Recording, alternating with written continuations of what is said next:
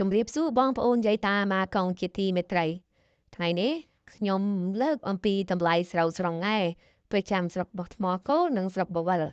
ចំណែកនៅខាងរោងម៉ាស៊ីនថ្មគោលគឺតម្លៃស្រូវស្រងងាយស្អាតគឺ8.5 បាតក្នុង1គីឡូស្រូវស្រងងាយ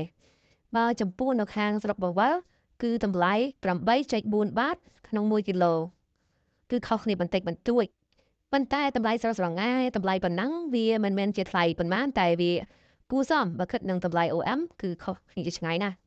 តម្លៃ OM ឡើងបន្តិចបន្តួចតែប៉ុណ្ណោះរីឯតម្លៃស្រូវនិងខុនក៏មិនជាឡើងប៉ុន្មានដែរនៅតែមិនទាន់ល្អប្រសើរនៅឡើយសូមបងប្អូនបន្តទុកមួយរយៈរហូតដល់អាចខែប្រហែលជាខែថ្មីអាចនឹងឡើងថ្លៃវិញ